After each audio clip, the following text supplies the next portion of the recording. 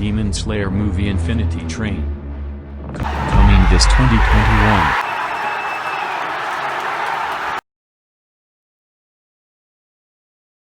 क्या आप सच में ये मानते हो? अगर मानते हो तो वीडियो का अंत तक देखो।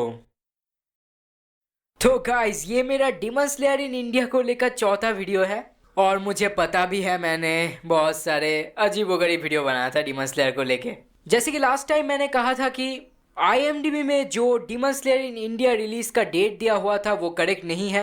मतलब मैंने ये समझाया था कि IMDb का इन्फो भी गलत हो सकता है, लेकिन मुझे आज ही जानने को मिला है शायद डिमन स्लेयर का मूवी इंडिया में आ सकता है।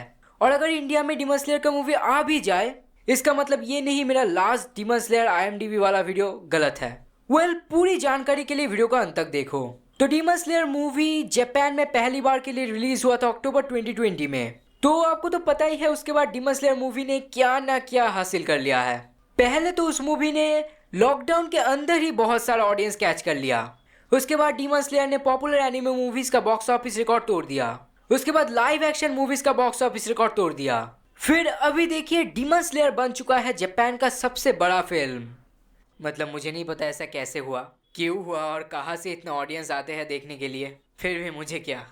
और जापान में डिमन स्लेयर का मूवी इतना ज्यादा इम्पैक्टफुल हुआ है कि बच्चे अब अपने बाप माँ को भूल गए हैं। तो एक एनिमेटेड फीचर इतना ज्यादा पॉपुलर होने के बाद तो हर देश का एक ही नजर रहेगा कि हम इसे हमारे देश पर रिलीज कर लेते हैं, उसके बाद थोड़ा बॉक्स ऑफिस से कमा लेते हैं। तो कॉमन सेंस क्या कहता है? इंडिया देश बहुत बड़ा है, बहुत सारे लोग रहते हैं और इंडिया में बहुत सारे एनिमे फैंस भी हैं। और साथ ही साथ है हम जैसे कुछ निकम्मे यूट्यूबर्स जो फ्री में इस मूवी को प्रमोट भी कर सकते हैं।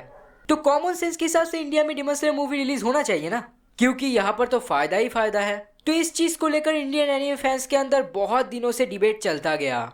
लोग सोचते गए कि ये मूवी कब इंडिया में रिलीज होगा। आपको तो याद ही होगा 2019 में इंडियन थिएटर्स में आया था ड्रैगन बॉल सुपर ब्रॉली और वेदरिंग विथ यू।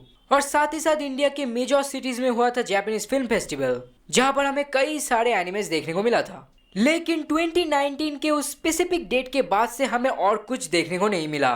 तो इसलिए लोग अभी भी सोचते हैं कि इंडिया में डिमन स्लेयर का मूवी कब आ सकता है, क्योंकि वेदरिंग विथ यू वगैरह इंडिया में रिलीज होने के बाद से एनीमे वगैरह इंडिया में कॉमन हो गया था।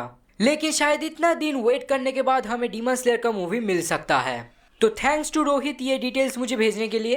तो इसने डायरेक्ट जाके PVR से पूछा डिमन स्लेयर मूवी इंडिया में रिलीज के बारे में, और PVR का जवाब कुछ ऐसा था: hi, we are already in touch with the distributors for the same and once we have an update on this we will let you know via relevant media.